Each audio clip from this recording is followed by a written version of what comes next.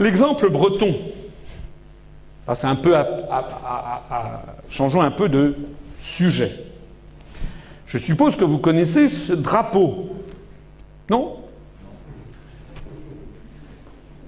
De vous à moi, il est extrêmement difficile d'aller dans un supermarché, un hypermarché, en France, je suppose qu'en Belgique c'est pareil, et d'acheter un t-shirt ou un sweatshirt qui ne soit pas écrit en américain.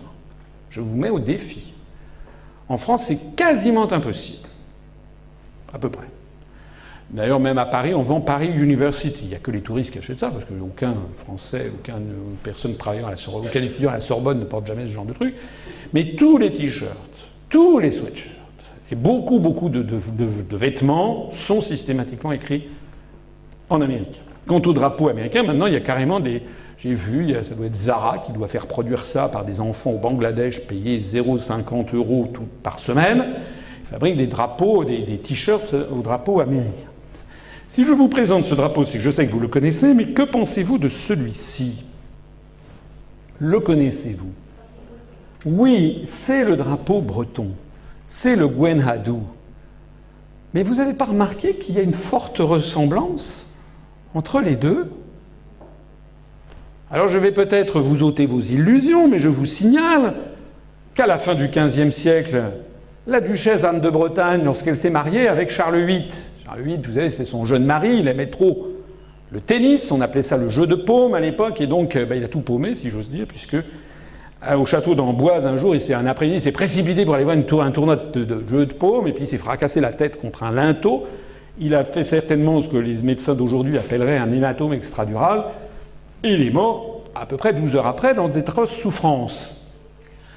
Le contrat de mariage entre Anne de Bretagne et le roi de France de l'époque, Charles VIII, avait été bien conçu, puisque si d'aventure le roi mourait sans descendance, ce qui était encore le cas, ils étaient jeunes, c'était de jeunes époux l'un et l'autre, ils n'avaient pas encore eu d'enfants, Anne de Bretagne a dû se remarier avec l'oncle, qui était Louis, le duc d'Orléans, qui vivait d'ailleurs à Blois, et qu'on est allé chercher en pleine nuit en disant « vous êtes le roi ». Donc, du coup, il est devenu le roi de France, Louis XII, qu'on appelait le père du peuple. Il avait comme symbole un hérisson, et comme devise « qui s'y frotte, s'y pique ». Alors, tout ça pour vous dire que les armoiries de la pauvre duchesse Anne de Bretagne, c'était l'hermine, une fourrure, c'est-à-dire le quart en haut. C'était ça les armoiries de la Bretagne, mais c'était pas tout le reste. Tout le reste, c'est le drapeau américain. Alors, le drapeau breton a été inventé en 1923 par Morvan Marshall, qui a publiquement reconnu que c'était une copie du drapeau américain. Ce drapeau n'a rien de breton. La véritable origine du Gwen Hadou, c'est Morvan Marshall. Alors la question, mais c'est qui Morvan Marshall? C'est qui? Alors Morvan Marshall vivait, il avait naître à la fin du XIXe siècle.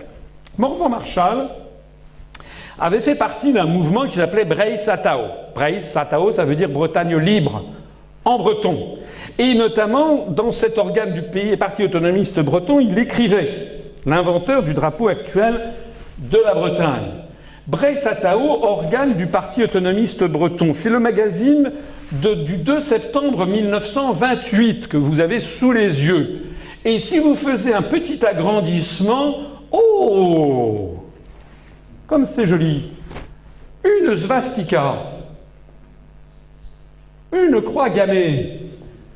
Eh oui, puisqu'il faut savoir que les mouvements indépendantistes en France, que ce soit les Bretons, a fortiori les Alsaciens, ont très souvent toujours eu des contacts étroits avec des puissances étrangères qui étaient là pour évidemment semer la zizanie et éventuellement détruire la République française, le Royaume de France avant.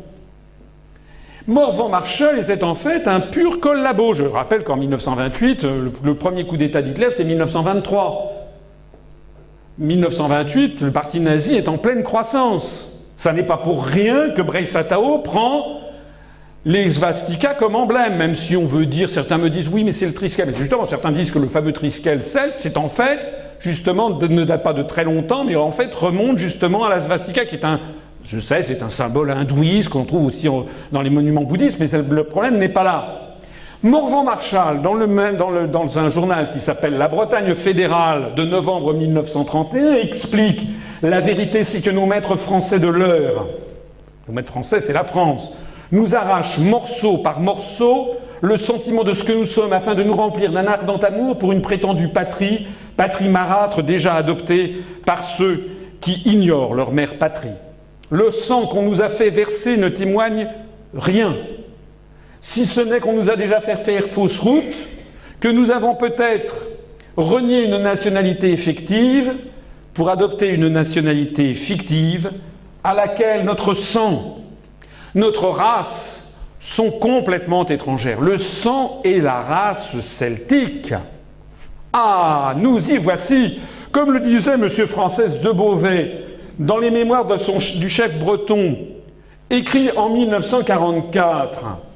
Ce n'est pas parce que nous croyons que l'Allemagne sortira victorieuse du gigantesque conflit en cours, il écrit en 1944.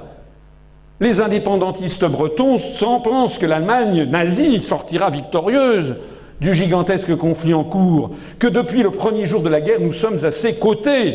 Et oui, les indépendantistes, les autonomistes bretons étaient du côté de l'Allemagne nazie. Notre choix ne le relève pas de l'opportunisme, mais d'une conception du monde commune sur des points essentiels. La situation est déjà toute clarifiée en revenant à la politique de Breizatao, là où écrivait Morvan-Marshall, qui était toute de clarté. Cette politique consistait, au point de vue extérieur, à rechercher l'appui allemand. Nous y avons travaillé avec d'autres pendant près de 20 ans. Et oui, l'Allemagne nazie ne cessait que de subventionner les mouvements indépendantistes en France, c'est pas interdit.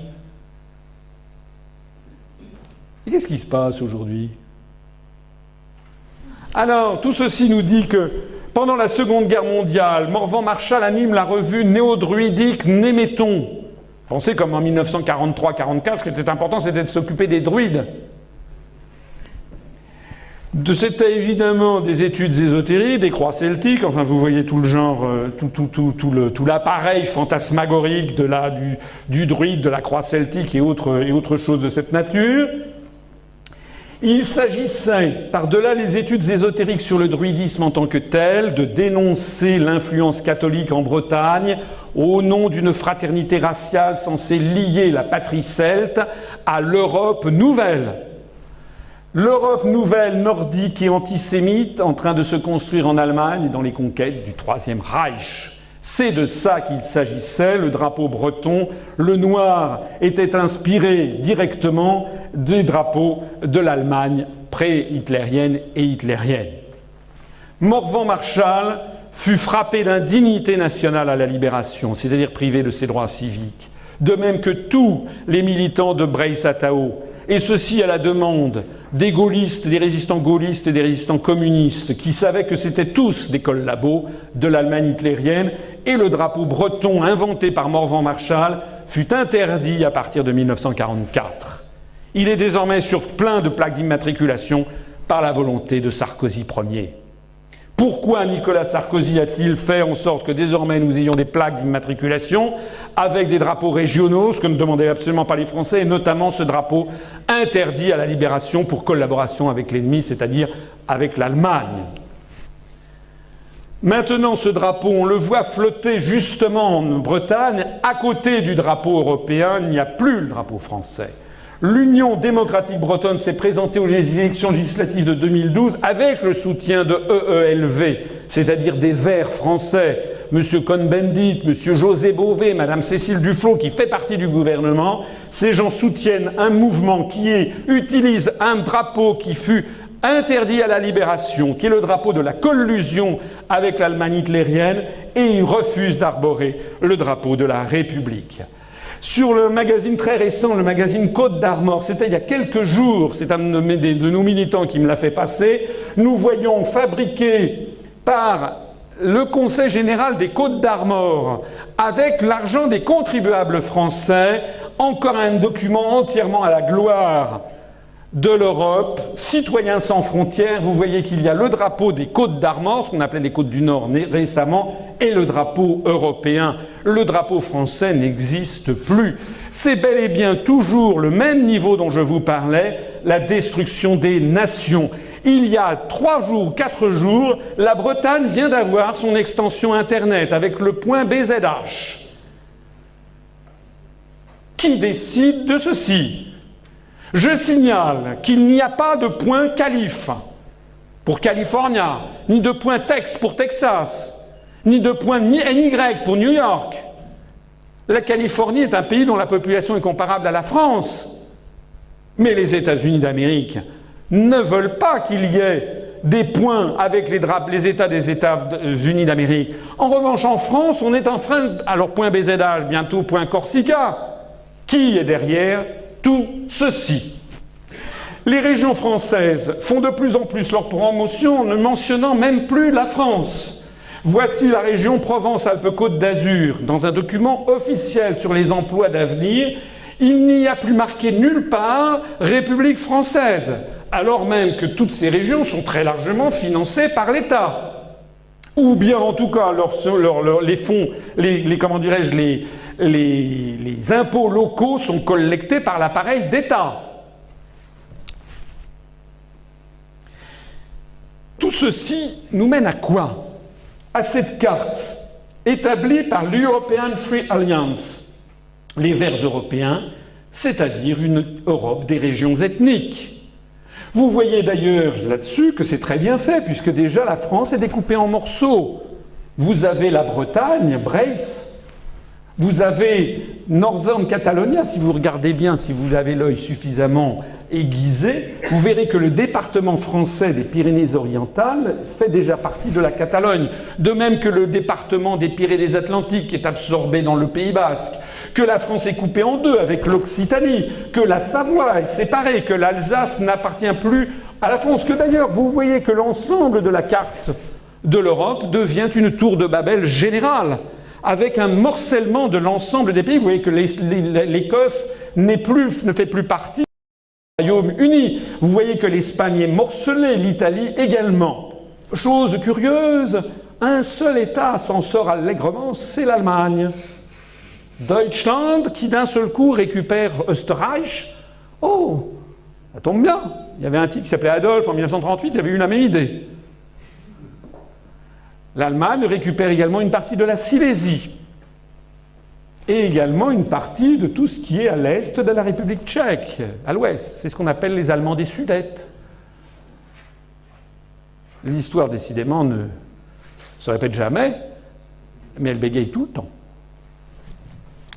On voit bien en attendant que les verts allemands sont plutôt verts de gris. On voit bien que ces verts-là, le groupe des Verts joue un jeu qui n'est plus du tout, mais plus du tout, celui, en tout cas, de la République française. D'ailleurs, si vous allez sur Wikipédia, qui décidément est toujours très très bien documenté, vous voyez qu'on dresse la liste pour la France de la Ligue savoisienne qui veut l'indépendance de la Savoie. Représente rien, mais rien. Je signale que l'UPR, nous avons bientôt 3000 adhérents, des milliers, des dizaines de milliers de sympathisants, nous sommes toujours interdits de Wikipédia français. Hein. En revanche, il y a le parti du plaisir de Mme Cindy Lee, qui était une starlette, pour ne pas dire une stripteaseuse, qui a prétendu se présenter à l'élection présidentielle en 2012 et dont le fait de gloire est d'aller sur les marchés en exhibant ses seins à l'air devant les dames qui achetaient un potiron. Alors elle a droit à une notice Wikipédia. Nous, non. Alors vous voyez que donc vous avez aussi le mouvement Région Savoie, le parti Occitan d'Occitanie, Partito di Nazione Corsa pour la Corse, l'UDB, l'Union démocratique Bretagne pour la Bretagne, Unserland pour l'Alsace, Unità Catalana pour les Pyrénées-Orientales. Oh, Wikipédia est extrêmement disert, comme d'habitude, pour vanter les mérites de toutes les langues régionales en Europe. J'y reviendrai tout à l'heure. Ce qui fascine aussi dans cette politique générale, c'est le ressassement biaisé du passé pour ne jamais voir le présent. Pour les Catalans, tout le mal vient du traité des Pyrénées de 1659, avec Mazarin. Vous avez maintenant, on focalise l'attention de petits milieux, mais il y a des gens, des jeunes ou des moins jeunes, qui parfois m'écrivent « Mais vous vous rendez compte ? La France a trahi, n'a pas respecté l'article 3 du traité des Pyrénées de 1659. Pour les Bretons, tout le mal vient de l'union du duché de Bretagne et du royaume de France de 1532. J'ai eu un correspondant qui m'a dit « c'est un scandale, la façon dont la France n'a pas respecté l'accord qui avait été prévu en 1532 ». Pour les Alsaciens, c'est le traité de Westphalie de 1648 et le traité de Rijswijk de 1697 qui sont objets de scandales.